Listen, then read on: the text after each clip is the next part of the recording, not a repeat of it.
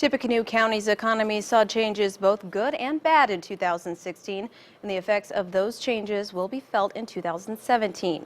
News 18's Alexis Moberger reports on the year where we saw major construction and many businesses impacted.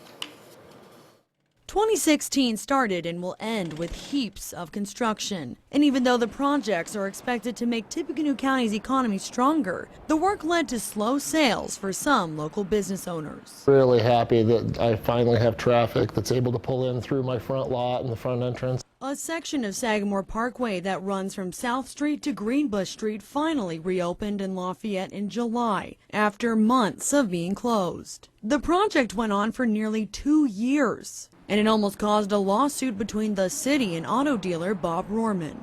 We're going to have 2 lanes and slow traffic down, but you still have the traffic. That's okay with me. But when they changed it without me knowing it, that's not okay. Rohrman says the city didn't tell him it was going to close the southbound lanes of Sagamore Parkway between Kossuth Street and Teal Road. He said the closure cost him 27% of his sales. The Streetscape project also caused similar reactions in downtown Lafayette. Almost every person that walks through the door, turns around and looks back outside and says, "Oh my gosh." Even though some businesses lost sales during construction, Small Business Saturday helped local owners make up some of the difference. Many say it was their best year yet for sales, but some say sales plummeted during December around the holiday. One owner said her sales were down 60%. I keep praying every day that it's going to be okay. 168 people lost their jobs when the magnetation plant in Reynolds closed its doors. But now the potential new owner is hoping to get the plant to full production and possibly employ as many as 200 people. As soon as we can, develop a plan for reopening or restarting operations at both facilities, we want to make that happen. Caterpillar also laid off a number of employees because of 2017's projected market conditions. The company isn't saying how many people are being let go or at what facilities. But even though we saw some jobs lost, Lafayette welcomed others. Subaru of Indiana Automotive launched its first Impreza production line here in Lafayette after being exclusively based in Japan. Subaru is bringing production into the United States.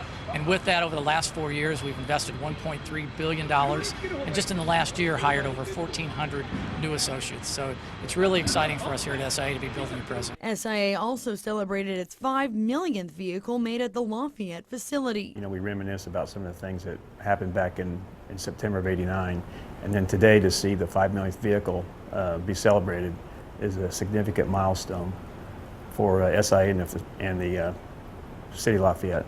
Alcoa also changed its name to Arconic and is expected to draw in even more business starting next year. It now employs more than 700 people at its Lafayette location. Alexis Moberger, News 18.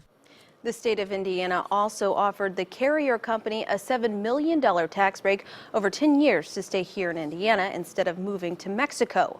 President-elect Donald Trump said he's working on more incentives for the company around the nation.